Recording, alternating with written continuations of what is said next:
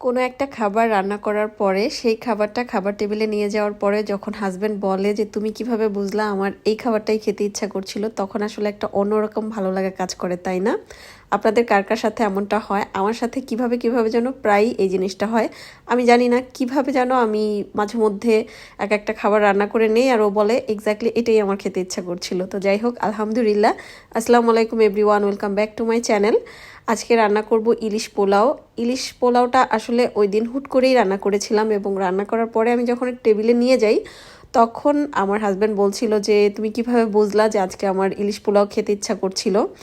হঠাৎ করেই আসলে ওই দিন মনে হলো যে ছুটির দিন, সবাই বাসায় আছি, তাহলে একটু ইলিশ পোলাও করি।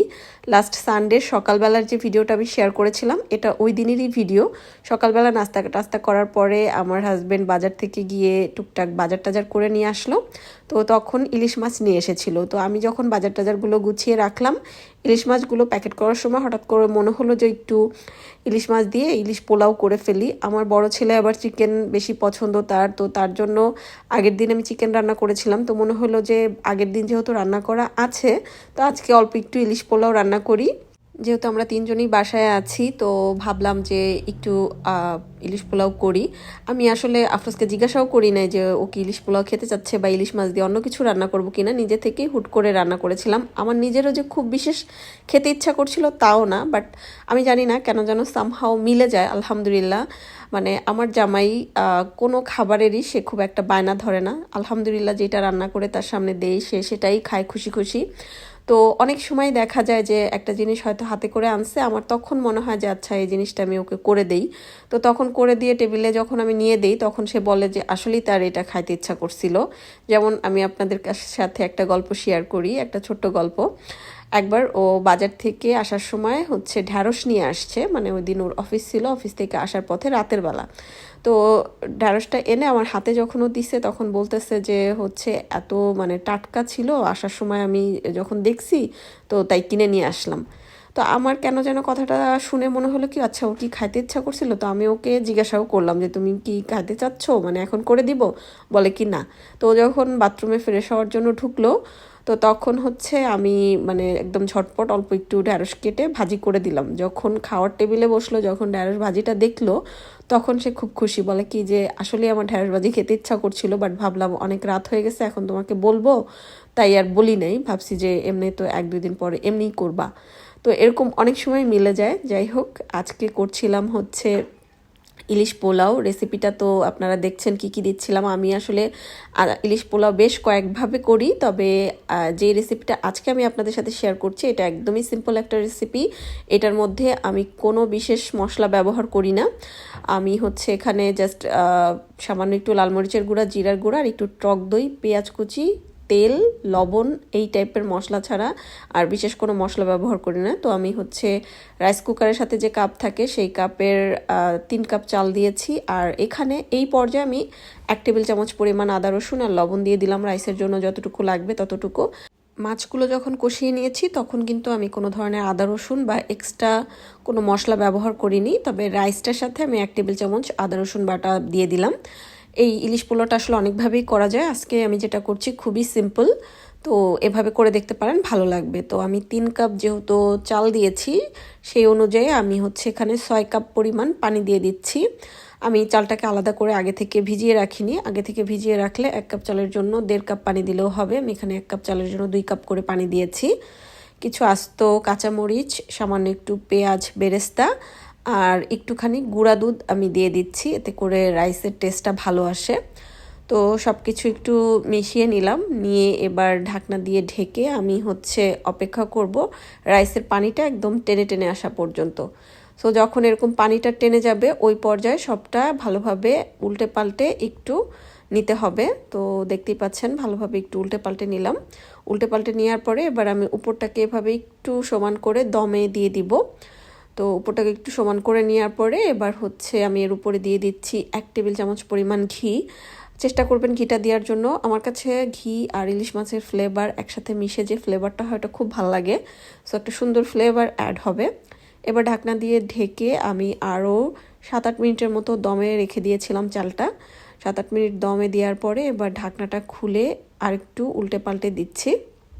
উল্টে পাল্টে দেওয়ার পরে রাইসটা কিন্তু অলমোস্ট সিদ্ধ হয়ে আসবে। ওই পর্যায়ে হচ্ছে এই যে আমরা কষিয়ে রেখেছিলাম মাছগুলো দিয়ে চারি সাইড দিয়ে হচ্ছে রাইসটাকে তুলে দিতে হবে। সো রাইসটাকে এভাবে সব সাইড থেকে তুলে তুলে দিয়ে তারপরে উপরটাকে সমান করে দিব। সমান করে দিয়ে এবার হচ্ছে আমি আবারও ঢাকনা দিয়ে ঢেকে একেবারে লো হিটে আরও 8-10 মিনিটের মতো দমে রেখে দিব, বা সর্বোচ্চ 15 মিনিটের মতো রাখলেই এনাফ। আসলে ইলিশ মাছ তো খুব দ্রুত সিদ্ধ হয়ে যায়, আর আগে আমরা তো মাছটাকে হালকা করে কষিয়েও নিয়েছি। তো এই তো বেশ কিছুক্ষণ দমে রাখার পরে যখন সুন্দরভাবে ইলিশ মাছের ফ্লেভারটা রাইসের মধ্যে ঢুকে যাবে, ওই পর্যায়ে আমি যেটা করব, পরিবেশনের আগে এভাবে একটু ফাঁকা ফাঁকা করে মাছের টুকরোগুলো তুলে নিব। এতে করে যেটা হবে, মাছগুলো আস্ত থাকবে আর রাইসটা সুন্দর করে মিশিয়ে নিলে রাইসের মধ্যে মাছের মশলা প্লাস ফ্লেভার ঢুকবে। এই তো পরিবেশন করার সময় উপরে মাছের টুকরোগুলো দিয়ে দিতে হবে। আর এরই মাঝে কিন্তু আমার হচ্ছে ইলিশ পোলাও একদম রেডি। এখন হচ্ছে আমি গরম গরম পরিবেশন করে নিব, কারণ এখন আমরা একসাথে খেতে বসবো। আর খাওয়ার টেবিলে আমি প্লেটগুলো দিয়ে দিচ্ছি। আজকে আমাদের দুপুরের খাবার ছিল শুধুই ইলিশ পোলাও। অ্যাকচুয়ালি দুপুরে বললে ভুল হবে, আমরা প্রায় বিকেলের দিকে খেয়েছিলাম। তো যাই হোক, এই যে এখানে আমরা 4 জন মিলে খাবার খেতে বসে গিয়েছি। এহলানের লাঞ্চ হয়ে গেছে অনেক আগেই, বাট সে এখন আমাদের সাথে তো বসবেই, আদারওয়াইজ সে হচ্ছে স্থির থাকবে না। ড্যাডিকে তো মিঠু করে দাও। হ্যালো, ওখানে ওখানে ড্যাডি মুখে একটা মিঠু করে দাও। সে এবার এখন একটু একটু করে ড্যাডি ডাকবে। ইলি মা বলে তুমি এটা পারবা না মা, এটা পাপা কাছে দাও। দিয়ে দিচ্ছি, দাঁড়াও। This is for Ella.